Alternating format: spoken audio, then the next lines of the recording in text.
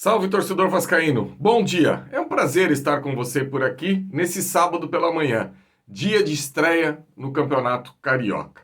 E antes de eu começar a minha resenha hoje por aqui, eu vou pedir um favor para você que não custa absolutamente nada. Deixe o seu like, compartilhe esse vídeo nas suas redes sociais e observe se você já é inscrito aqui no Ave Mais. Se você ainda não for inscrito aqui no Ave Mais, por favor, faça a sua inscrição. É sempre importante a gente ter a possibilidade de ter essa resenha com você aqui, principalmente num dia tão importante quanto é a estreia no Campeonato Estadual. Torcedor, muita gente desdenha do Campeonato Estadual. E olha, eu sempre fui um defensor, talvez pelo Campeonato Estadual, trazer memórias afetivas. Por exemplo, eu lembro muito bem, quando criança, do bicampeonato de 87, 88. Depois, já entrando na adolescência, do tricampeonato carioca, 92, 93, 94. No momento que o Campeonato Carioca lotava o Maracanã com mais de 100 mil pessoas. E a todo momento a rivalidade falava mais forte. Inclusive, o título de campeonato estadual, nas décadas de 70 ou 80, era comparado ao título de ser campeão brasileiro. Talvez pela rivalidade, o campeonato estadual tinha um charme muito grande. Infelizmente, foi um produto muito mal tratado pelos seus dirigentes. E nos últimos anos, o campeonato estadual perdeu muito o apelo e tudo mais. Só que, na minha humilde opinião, dá para resgatar ainda o campeonato estadual.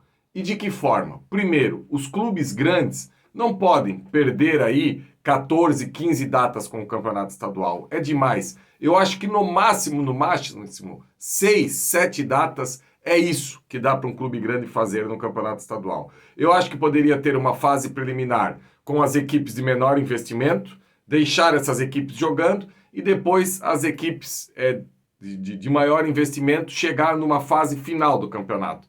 Porque, da maneira que é feito hoje, você acaba desgastando, o produto não começa legal. Por exemplo, o Vasco vai fazer a sua estreia hoje com uma equipe basicamente sub-20.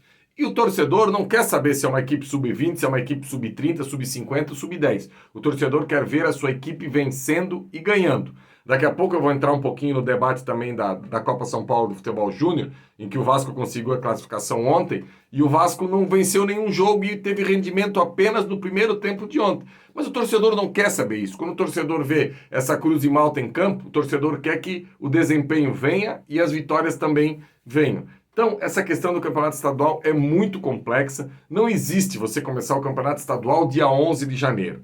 Por exemplo, o Vasco hoje deve entrar em campo, ou pelo menos não vai fugir muito disso, até porque a gente não tem muita informação, mas basicamente a equipe que enfrentou Volta Redonda no último final de semana, com o Paulinho na lateral direita, o Lincoln e o Luiz Gustavo, e na lateral esquerda o Vitor Luiz. Ou seja, 3 jogadores que poderiam estar em São Paulo. Um meio de campo com o Lucas Eduardo, com o JP. Aí tem uma questão, quem pode ser aí esse terceiro homem de meio de campo da equipe do Vasco? Provavelmente deve ser o Zé Gabriel, jogando na frente dos zagueiros com o JP e o Lucas Eduardo. Aí não sei, eu acho que quem deve ficar mais próximo ao ataque vai ser o JP. Nem é muito dele, mas a dupla de volante aí deve ser o Zé Gabriel e o Lucas Eduardo. E lá na frente, o desprestigiado Serginho de um lado, o Alegria de outro, com o GB jogando de centroavante. Isso não pode passar nem perto de uma equipe que vai estrear no Campeonato Estadual. Eu acredito que a gente pode esperar alguma coisa do Vitor Luiz, que é um bom jogador, me agrada muito. Curioso para ver como que essa dupla de zaga vai se comportar num nível de profissional. A gente que fala tanto e pede oportunidade para esses jogadores. O Zé Gabriel a gente sabe que já é um jogador profissional. Vamos ver como é que pode desempenhar aí. Torcer muito para que o GB possa voltar a ser aquele GB antes da contusão tão grave que ele teve no joelho, acabou tendo que fazer a cirurgia e nunca mais foi aquele jogador com tanta projeção que tinha na base. O Alegria, um jogador aí que continua emprestado, a gente espera que também possa render. Agora, o que me preocupa é o nível de cobrança em cima dessa equipe.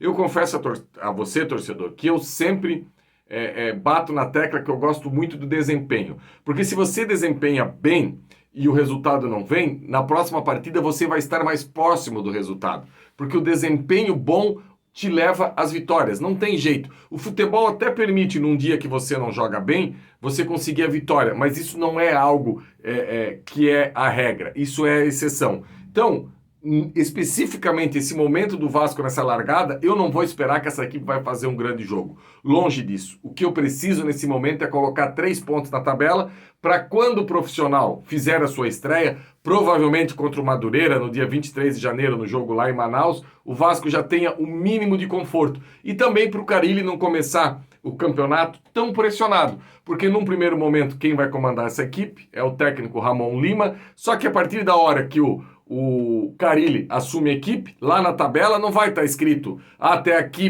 /corte foi o Ramon Lima, depois começa o Carille. Se o Vasco estiver mal na tabela, vai acabar respingando já para o início do trabalho do Carille. Então, para ele ter um pouco de tranquilidade, eu espero que essa equipe no dia de hoje à tarde possa desempenhar o resultado, que o Vasco possa vencer a partida. Depois se vai jogar bem, se vai jogar mal, e alguns jogadores especificamente a gente deve prestar atenção e ter paciência. Só que pedir paciência para o torcedor do Vasco eu não consigo mais. Infelizmente eu não consigo. Como analista, eu tenho que saber separar as coisas, cada uma na sua devida importância dentro de um potinho. Mas o torcedor vascaíno coloca tudo dentro de um balde e é normal. O meu lado torcedor também faz isso. Então, que a gente possa ter aí um bom resultado nessa estreia hoje à tarde.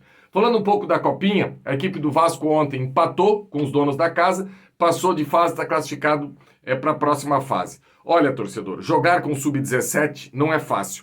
E o desempenho no Vasco até agora na Copinha resume-se pelo primeiro tempo do dia de ontem, em que a equipe do Vasco, o técnico Matheus Curopos, mudou o esquema tático do Vasco, fez do Igor Toledo basicamente um terceiro zagueiro, abriu o Anisso de um lado, abriu o Bruno André de outro, colocou um meio de campo aí com o Ramon Rick, que vinha sendo banco, ao lado do Elder, com o Zucarello um pouco mais na frente, e o Juninho de um lado e o Léo Jacó lá um pouco mais espetado na frente. Uma mudança meio que radical. Ele que vinha jogando com o João Vitor de um lado, o André de centroavante e o Juninho do outro, fez essa modificação e o Vasco ontem no primeiro tempo poderia ter feito aí 3, 4 gols, poderia ter passado o rodo e conseguido a vitória. Já na volta para o segundo tempo, a equipe não conseguiu desempenhar bem, a equipe do Nacional achou um chute lá de fora da área, um golaço, Felipe Gabriel ainda foi na bola, não conseguiu defender, e daí foi um sufoco até o final da partida e voltou a ser aquele Vasco das 2 primeiras rodadas. Eu não sei como que o Vasco vai administrar agora a segunda fase, se existe a possibilidade ou não de vir lá do Rio de Janeiro umas 2, 3 peças para tentar encorpar essa equipe do Vasco, para tentar fazer uma segunda fase melhor, só que até agora o Vasco infelizmente não faz uma grande copinha. A questão da idade pesa. Mas o primeiro tempo de ontem mostra que dá para jogar melhor. E são 2 debates diferentes. Aqui ninguém está tirando a possível qualidade desses jogadores do Vasco para ser jogador profissional. Agora, aquilo que eles apresentaram no segundo tempo de ontem e nas 2 primeiras rodadas do campeonato não vai levar eles a ser jogador profissional. Então, dá para separar as duas coisas e eu espero que o técnico Matheus continue na evolução tática dessa equipe, continue escolhendo bem os seus jogadores para que na próxima fase o Vasco possa competir no melhor nível. Destaque até agora da Copinha, gosto muito do lateral direito, o Breno, acho muito bom jogador, muita força, entrega demais. O Elder, para mim, dos jogadores de linha, é o grande destaque, canhoto, volante, joga pelo lado direito, faz inversões, compete. Ontem até achei que jogou um pouquinho abaixo do que nos 2 primeiros jogos, mas mesmo assim é bom jogador. Felipe Gabriel não precisa nem falar, goleiro de seleção brasileira, tem o carimbo aí. No mais, tá difícil para a gente achar destaque para essa equipe do Vasco. É ver como vai ser a evolução durante essa copinha, sem a ânsia de querer sepultar jogador antes da hora. Calma, vamos ver como eles vão desempenhar daqui para frente. Todo mundo sabe que até aqui não foi legal, só que conseguiu a classificação e a tentar aí, talvez ir um pouquinho mais longe nessa copinha.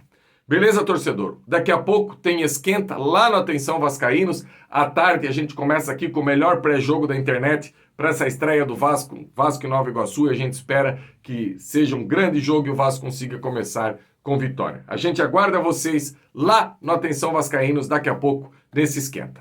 Abraço, galera!